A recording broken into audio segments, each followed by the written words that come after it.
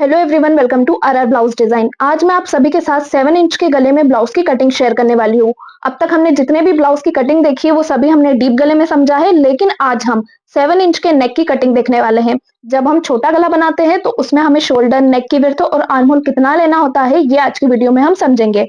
जो ऐसे छोटे गले के ब्लाउज होते हैं ना, वो अधिकतर बुजुर्ग लोग पहनते हैं, लेकिन ये ब्लाउज बिल्कुल कंफर्टेबल रहते हैं। अगर आप डेली वियर में 7 इंच के नेक के साथ ब्लाउज बना रहे हो ना, तो ये बिल्कुल परफेक्ट रहते हैं। शोल्डर गिरने का तो इनमें कोई प्रॉब्लम होता ही नहीं है। और विंटर्स के लिए तो ये ब्लाउज बहुत अच्छे हैं, क्योंकि ना तो ये गला पूरी तरह से पैक रहता है और ना ही डीप रहता है, ये हमारा सेंटर में आता है।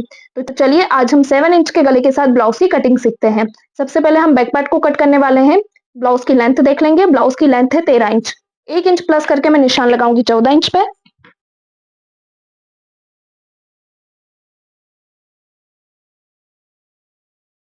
दूसरा निशान हम लगाएंगे शोल्डर के लिए।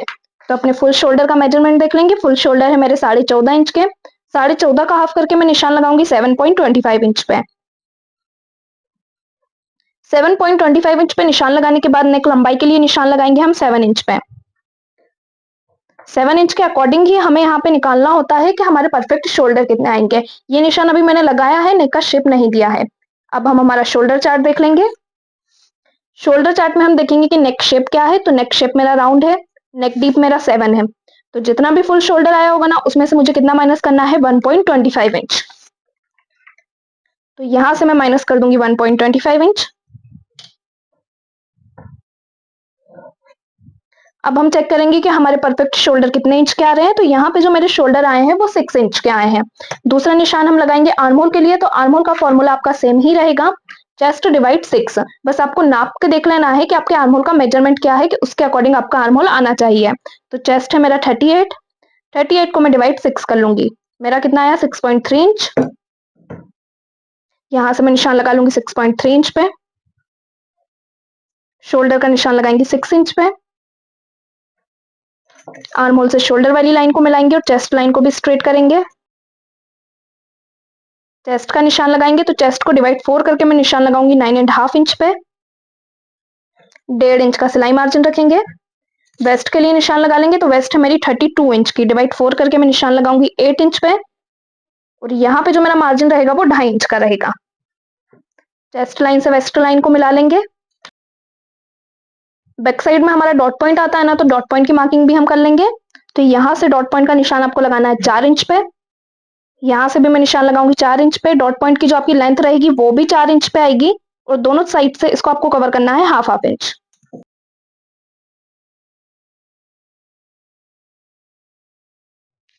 अब हम निशान लगाएंगे आर्म होल गोलाई के लिए। तो ये निशान आपका लगेगा 1 इंच पे। आर्म होल को हाफ इंच हम माइनस कर देंगे बैक साइड से। कर्व को रखेंगे और आर्म होल का शेप देंगे।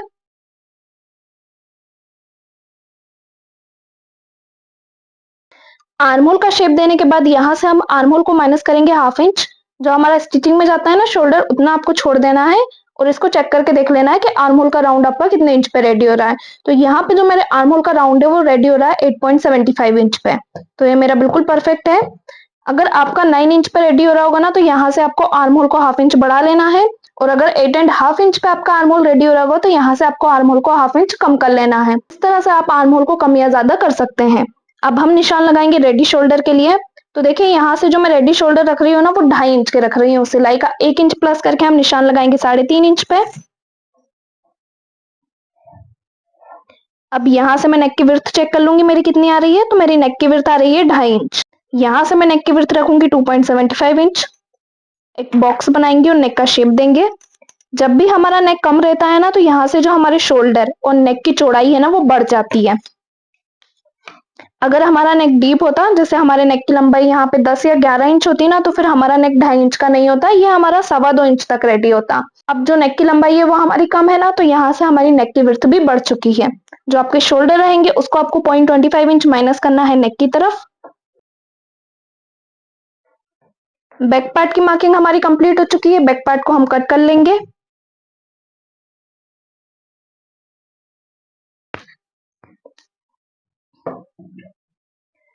बैक पार्ट को कट कर लिया है। अब हम अपने फ्रंट पार्ट को कट करना देखेंगे। तो बैक को साइड में रखेंगे। फ्रंट पार्ट को कट करने के लिए सबसे पहले यहाँ पे आपको खींचना है एक स्ट्रेट लाइन।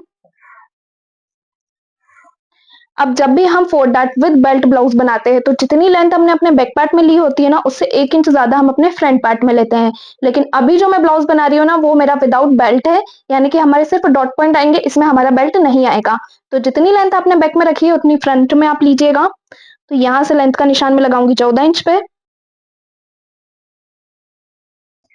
फ्रंट और बैक दोनों की लेंथ हमारी सेम ही रहेगी। अगर इसमें हमारा बेल्ट आता ना, तो फिर जो हमारी लेंथ है ना, वो बढ़ जाती, 1 इंच तक हमें लेंथ ज्यादा लेनी होती। लेकिन अब हमारी लेंथ सेम रहेगी। फ्रंट हमारा ओपन है, तो नीचे की तरफ से हुकाई पट्टी के लिए मार्जिन ले लेंगे।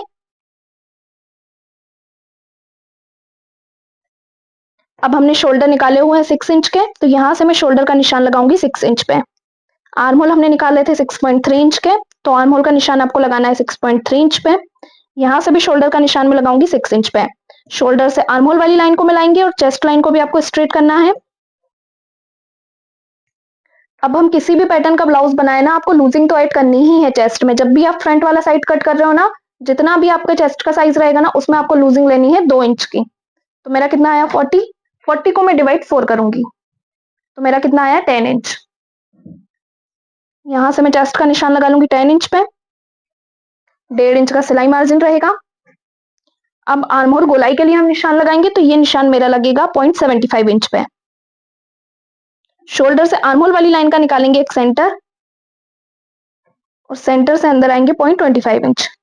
0.25 इंच अंदर की तरफ आते हुए ही आपको आर्म होल की गोलाई देनी है। आर्म होल की मार्किंग करने के बाद शोल्डर का निशान लगाएंगे हम 3.5 इंच पे। फ्रंट पार्ट की जो मेरे नेक की लंबाई है ना, वो है 5 इंच। आप चाहें तो 6 या 7 इंच तक भी इसको रख सकते हैं। मेरा जो फ्रंट का नेक है वो कम है, इसलिए मैं यहाँ से निशान लगा लूंगी 5 इंच पे। नेक की विड्थ रखूंगी 2.75 इंच। बॉक्स बनाएंगे और नेक का शेप देंगे। अब हम डॉट पॉइंट के लिए मार्किंग करेंगे, तो डॉट पॉइंट की मार्किंग करने के लिए जो हमारा शोल्डर रहेगा, उसका आपको एक सेंटर निकालना है और निशान लगाना है शोल्डर टू एपेक्स के लिए। तो देखिए, हम जब भी 4 डॉट ब्लाउज बनाते हैं ना, जितना भी आपका शोल्डर टू एपेक्स रहेगा, फिक्स उतने इंच पे आपको निशान लगाना है। इसमें आपको कुछ भी सिलाई का एक्स्ट्रा प्लस करने की जरूरत नहीं है।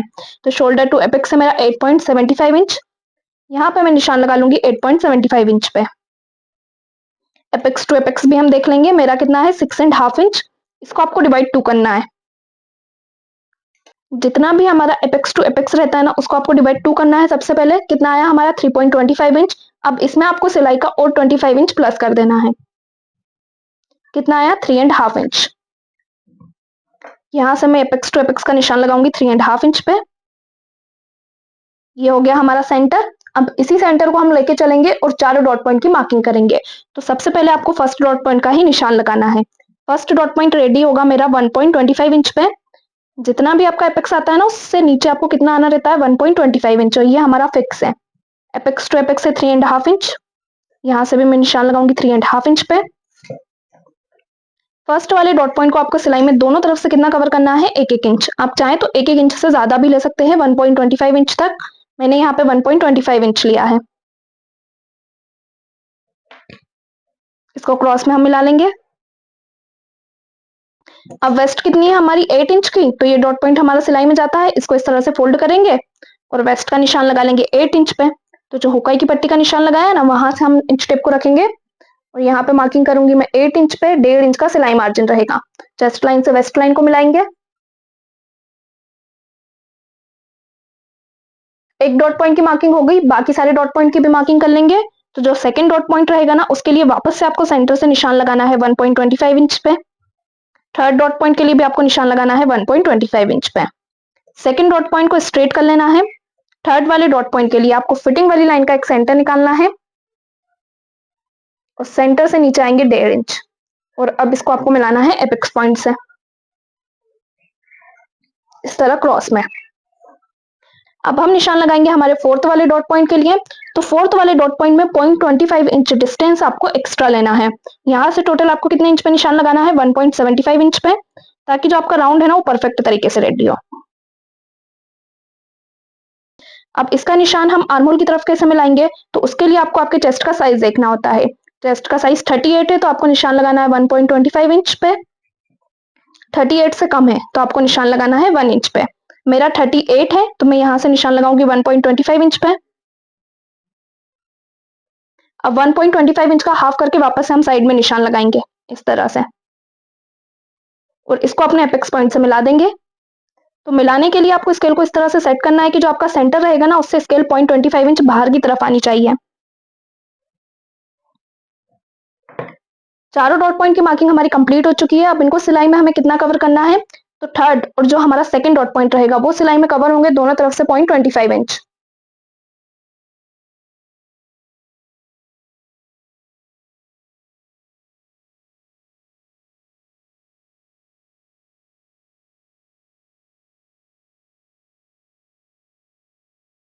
अब फोर्थ वाला डॉट पॉइंट देख लेंगे, तो फोर्थ वाला डॉट पॉइंट आपको सिलाई में कितना कवर करना है, ये आपको चेस्ट साइज के अकॉर्डिंग रहेगा। 38 चेस्ट साइज के लिए ये आपका सिलाई में कवर होगा 1.25 इंच पे। इसको भी एपेक्स पॉइंट से मिलाएंगे और बाहर तक जाने देंगे।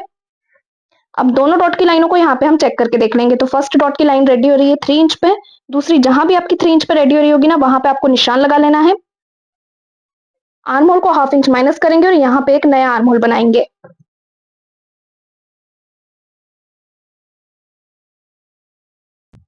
इस तरह से आपका फोर्थ वाला डॉट पॉइंट आएगा। अब इसमें जो आपका झोल रहता है ना आर्म होल का, वो सारा खत्म हो जाता है, और जो हमने लूजिंग ऐड करी है ना, वो भी इसमें आपकी कवर हो जाएगी। अब फ्रंट में भी आपको शोल्डर को 0.25 इंच माइनस करना है नेक की तरफ। माइनस करने के बाद अब जो हमारी फ्रंट की मार्किंग है वो लगभग कंप्लीट हो चुकी है, लेकिन जो हमारा फोर्थ वाला डॉट पॉइंट रहता है ना, वो यहाँ सिलाई में स्टिच होता है। तो जो हमारी फिटिंग वाली लाइन रहती है फ्रंट पार्ट की, वो छोटी हो जाती है।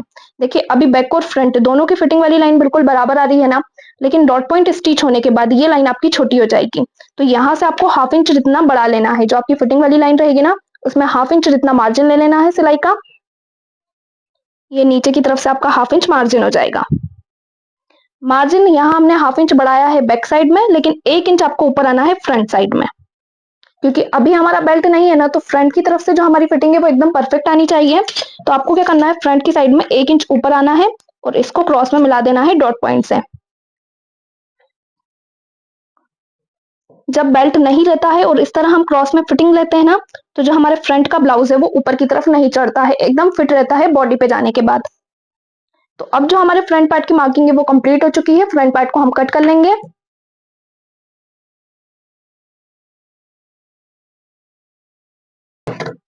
फोर्थ वाले जो दोनों हमारे डॉट के पॉइंट रहेंगे, उस पर हम कट का निशान लगा लेंगे।